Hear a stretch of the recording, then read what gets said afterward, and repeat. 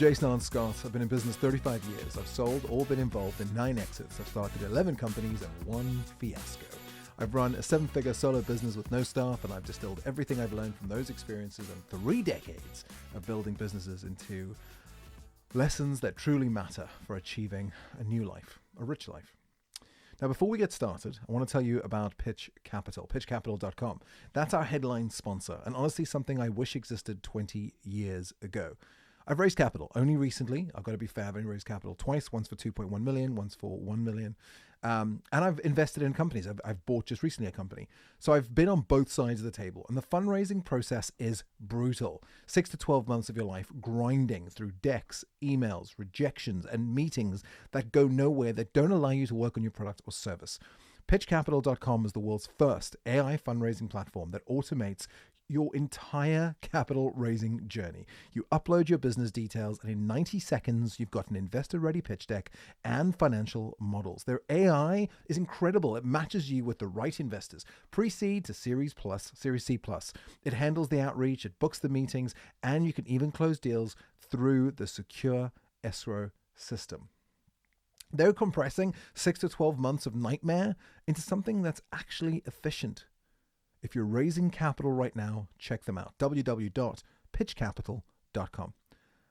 Now let's talk about something every founder faces. This is episode 2, Autonomy's Price. Thomas Edison and the $700,000 question. Also, I'm recording this in my barn and it's freezing. What if the thing that makes you irreplaceable is the same thing that makes you impossible to work with? Thomas Edison once told a reporter, "I never did a day's work in my life. It was all fun." The statement sounds absurd coming from a man who routinely outworked me. He worked 18 hours a day and he slept in his laboratory. Anyone else struggle with that word? It's also the most honest thing he probably ever said. And I've read a whole bunch of books and a whole bunch of studies and called a whole bunch of experts. And as you know, in the last episode, we talked about Henry Ford. We talked about Henry Ford's obsession with control, how he destroyed partnerships and bought out every shareholder to own his vision completely. Today, we're looking at the other side of that coin. Thomas Edison, the man who inspired Ford, but mostly and almost completely destroyed himself because he just couldn't help it. I'm pulling from a book called The Wizard of Menlo Park, How Thomas Alva Edison Invented the Modern World by Randall Stross, along with insights that I got from other podcasts. One of the best ones, by the way, being the Founders Podcast. See, this is the story of a man who couldn't hold a job, who despised his bosses and walked away from stable employment at 22 with no safety net. He borrowed $700,000 from one person he'd spent his life avoiding, a Wall Street financier, he revolutionized 6 different industries, and yet he could barely manage a grocery store. Here's what 35 years in business has taught me. You can't build something meaningful completely alone. But accepting help means surrendering the very control that makes you effective. And that tension is where most founders live. I build with contractors and I don't take on full-time staff, but I do work with other people all the time in my empires. And I call them empires because that's what they are. They're one-person empires. But more about that in another time. Let's start the story with the meeting that meant everything. You're 33 years old. You've been tinkering at nights in a shed behind your house, building a gasoline-powered cart with bicycle wheels while everyone else bets on electric vehicles. Your wife tolerates your obsession. Your boss thinks you're wasting your time. Then one night at a dinner table, you meet Thomas Edison. It's 1896. Henry Ford is attending a convention of Edison's illuminating companies with his boss, his superintendent.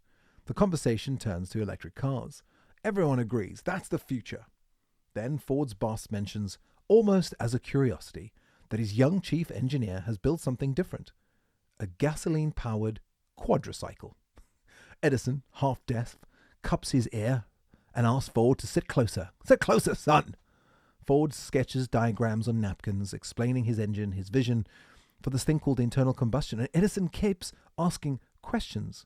And Ford, as you know from episode 1, keeps drawing. Then Edison pounds the table so hard the dishes jump. A quote I hope you remember from episode 1. If you haven't listened to episode 1, please go back, listen to episode 1. He says, "Young man, that's the thing. Electric cars must keep near power stations. The storage battery is just too heavy. Steam cars won't do either. They have boiler and fire. Your car is self-contained. It carries a power plant. You have the thing, son. Keep at it." Ford later said this moment changed his life. He returned home and he said to his wife, "Darling, you're not going to see much of me. I'm going through with this car." I don't know why I did that terrible accent. I apologize to all the Americans listening. But here's what's remarkable. 11 years later, when Ford, now running his own company, wrote Edison asking for a signed photograph, Edison instructed his secretary not to respond. Why? Because Ford was now a competitor in the electric vehicle market. Edison's alkaline battery-powered electric cars now competed with Ford's internal combustion engine. The man who had encouraged Ford's vision was now threatened by Ford's success. The boy who couldn't work for anyone. Edison's need for autonomy wasn't just a preference, much like mine. It's primal. It shaped every decision from age 12 to his death at 84. Weirdly enough, it shaped every decision I made at 12 when I was shot and almost died, and hopefully to my death, which preferably will be at 114. Keep note of that. At 12, Edison convinced his mother to end his homeschooling so he could work as a newsboy on the Port Huron Detroit train station. He wasn't selling papers, though. He bought goods cheap in the city and resold them in Port Huron at a markup. He opened 2 stores, a newsstand and a produce stand, and hired 2 other boys to staff them. And he shared the profits. This was a businessman from day one, not a salary man. At 12 years old, he was already unemployable. Not because he lacked work ethic, but because he couldn't tolerate someone else controlling his time. Never be a boss, never have a boss, one of my mantras that I believe in. At 15, he fought and bought a second-hand printing press, which he fought for. He set it up at the train's baggage car. He published Edison's Weekly Herald. It claimed to be the first newspaper printed on a moving train. He also ran chemistry experiments in the baggage car until a bottle of phosphorus fell and set it on fire. The conductor ejected him, his lab, and his press. Said, "Get the hell out of here." By 22, Edison had learned telegraphy, and worked nights at the Western Union in Boston. He was respected, he was well-liked, he was trusted. He had a stable job at a cutting-edge field on the day. He's pretty much the equivalent of a software engineer today, or an AI person, or someone in computer sciences, but he quit. No safety net, no rich parents, no backup plan. He would never, ever again work for someone. One of my quotes, never be a boss, never have a boss. The invention nobody wanted. Edison's first patent was for a legislative vote recorder that could tally votes electronically, saving hours of manual counting. The technology worked perfectly. The politicians were horrified. It would take them out of work permanently. The minority faction didn't want faster voting because it eliminated the opportunity to lobby for votes during the count. The majority didn't want it either. They had no reason to change a system that had always favored them. The invention was a complete commercial failure, or fiasco, and I know a thing about that. But it taught Edison something crucial. Technical cleverness means nothing without commercial need. I want you to think about that. I want you to hear that again. Right? This is so important. You can have the greatest idea in the world, but if the world doesn't want it, doesn't need it, it doesn't mean anything. And this lesson shaped everything that followed. Edison didn't just invent, he invented things people wanted to buy, not because he was greedy, but because he understood that autonomy costs money. If he wanted to invent on his own terms, his inventions needed to pay for themselves. And here's the paradox. The very autonomy that Edison craved, that required capital. Capital he didn't have. And by the way, at the time, there was no pitchcapital.com. Shout out to our sponsor. Right? There wasn't a company that helped you put a pitch deck together in under 90 seconds and booked you meetings and put you in front of investors. It was the grind days. And without the capital, he couldn't move forward. He couldn't have the freedom that he wanted. He couldn't be his own boss. Getting the capital meant accepting help from the people he'd spent his life avoiding, and would, by the way, spoiler alert, spend the rest of his life avoiding. the partner he almost killed. James Sagrador was a laboratory staff member known for his fierce temper. Edison's lab mates moved him avoidably. In other words, it kept moving Edison to get away from this guy because this guy used to provoke Edison for fun, for entertainment. And one day, Sagrador announced, "The next man who provokes me, I will kill him." Everyone laughed. The next day, someone made another sarcastic remark. Sagrador left without a word. Then he returned, marching up the hill towards the lab with his gun.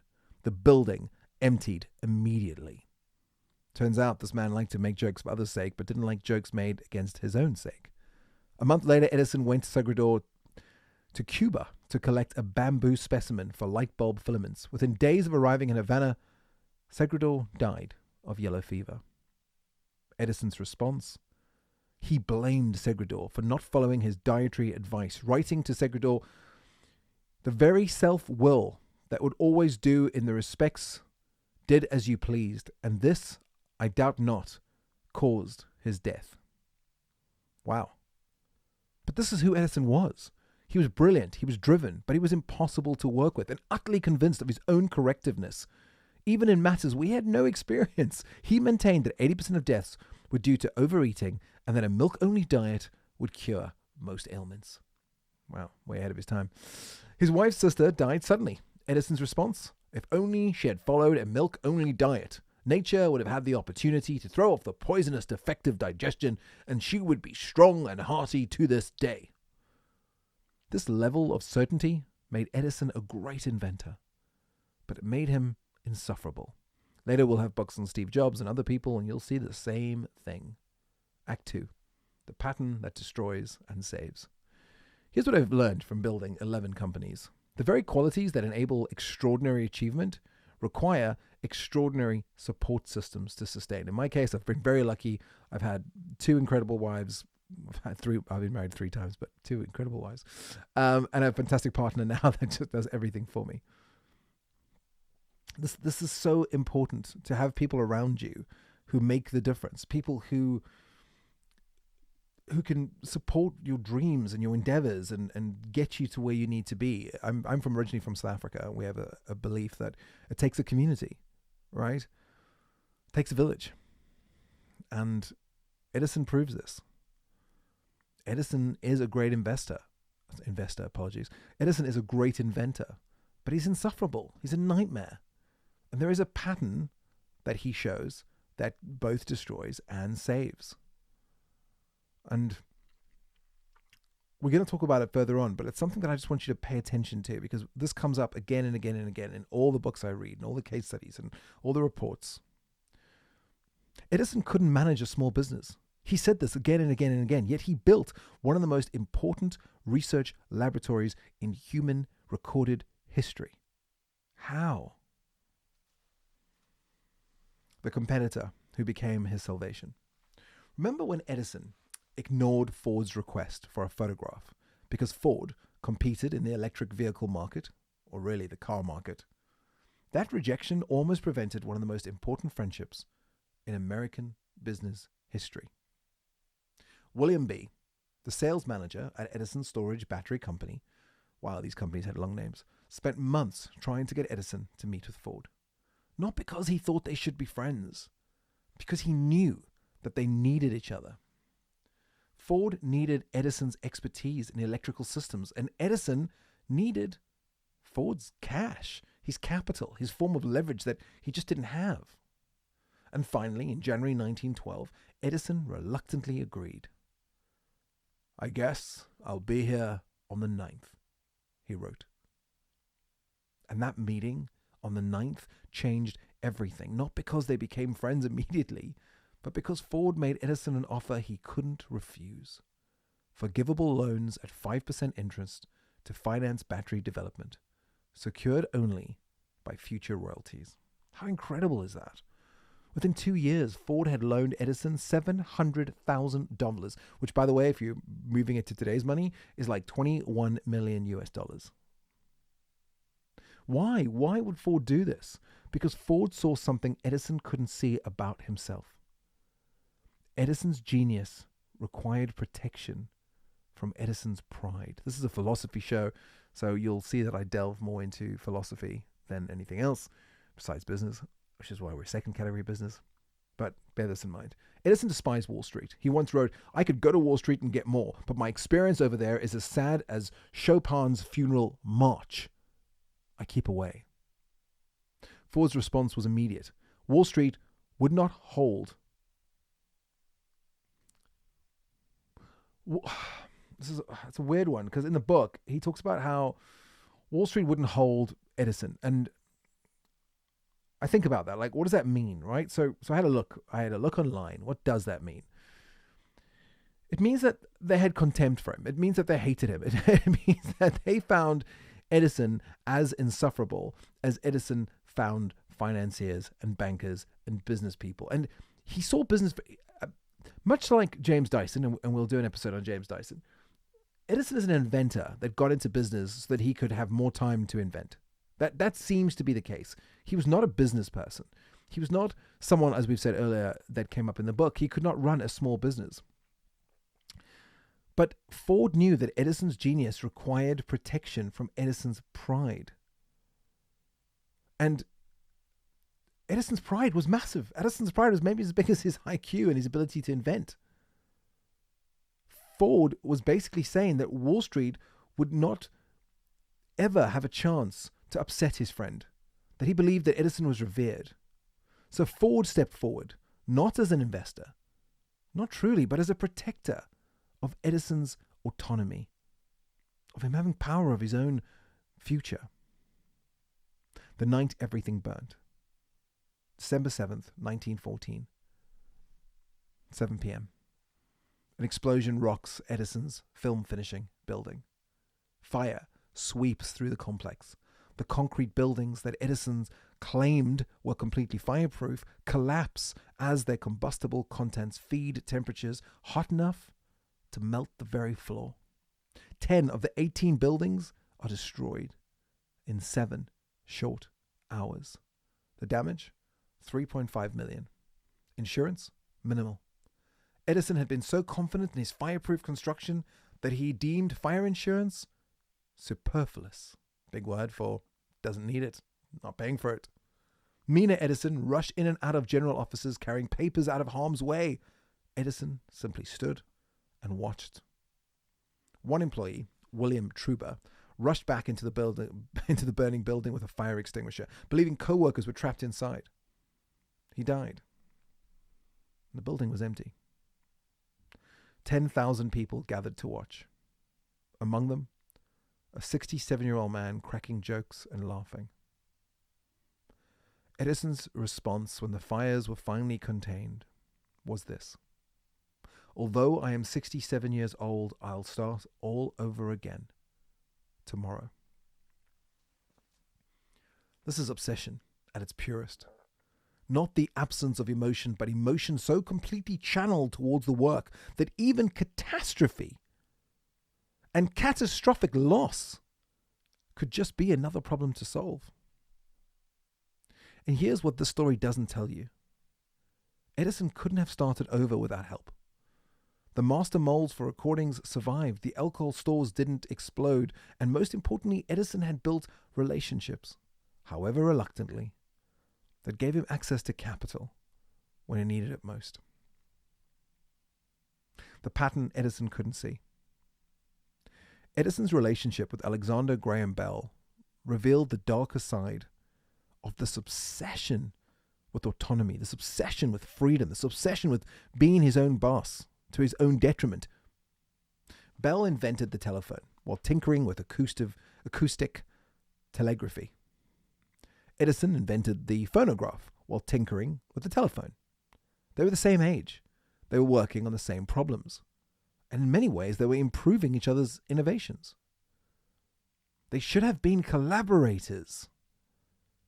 Instead, they were rivals. But when Bell saw Edison's phonograph, he said, "It is a most astonishing thing to me that I could possibly have let this invention slip through my fingers." Bell immediately began working on improvements, convinced he could realize a large fortune in a couple of months. or so. Neither man realized the quick fortune. Both men spent decades perfecting their innovations, their inventions. Both men would have moved faster together. We have a saying in the motherland of Africa, where I'm from, alone I go fast, together we go far. These two could have gone fast and far. But Edison couldn't collaborate with equals. He could work with employees, he could accept help from admirers like Ford, or even tolerate investors when desperate. But collaborate with someone as brilliant and driven as himself? Impossible. The tragedy isn't that Edison succeeded despite this limitation. It's that we'll never know what could have been built if he'd learned to work with other people like Bell instead of work against them. Act 3. What this means for you. So what can we learn from Edison's extraordinary productivity and profound isolation? How do we channel his energy without becoming impossible to work with? Number 1, name your non-negotiable. Edison's non-negotiable was autonomy, was freedom. He would rather fail than work for someone else. Never be a boss, never have a boss. My mantra for years. This clarity, it shaped every single decision for 62 years. He has 30 years on me.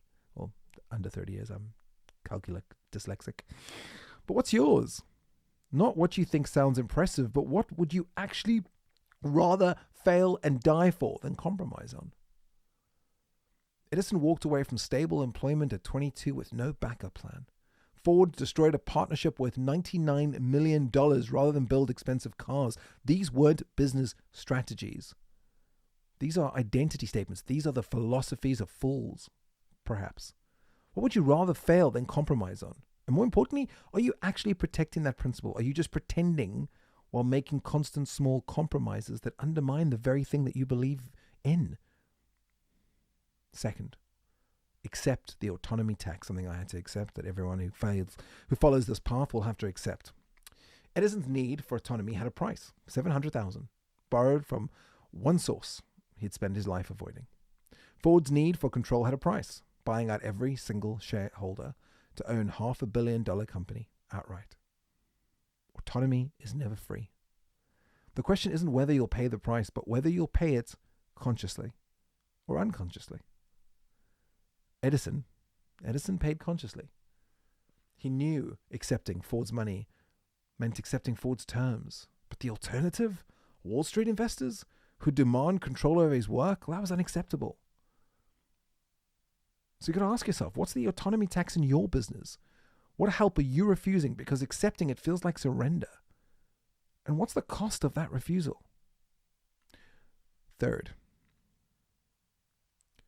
find your protector, not your partner. Edison couldn't partner with Bell.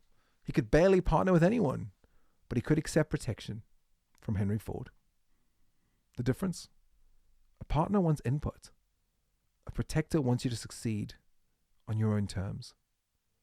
Ford didn't try to direct Edison's research.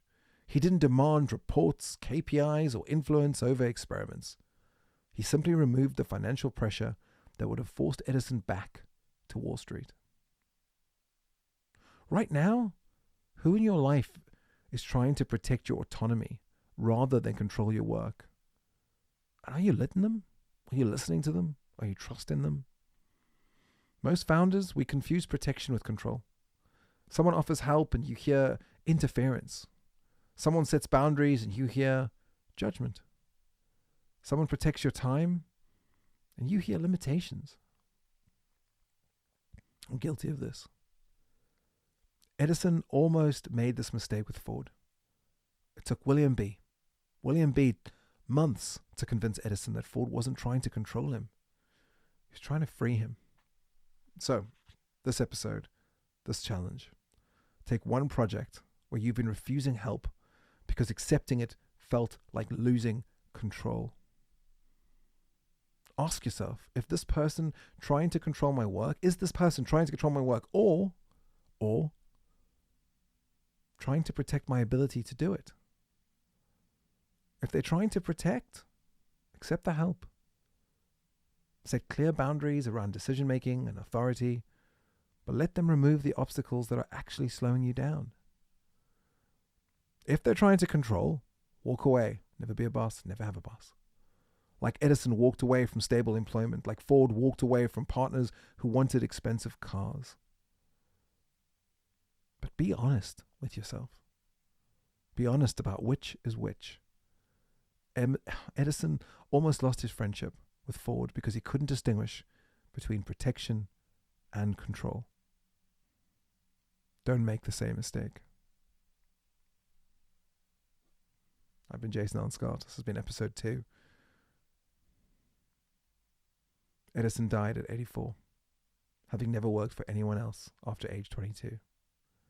On the day of his funeral, the governor of New Jersey suggested everyone in the state turn off their lights at 7 p.m. A reminder of what life would have been like if the inventor of the incandescent light had never lived.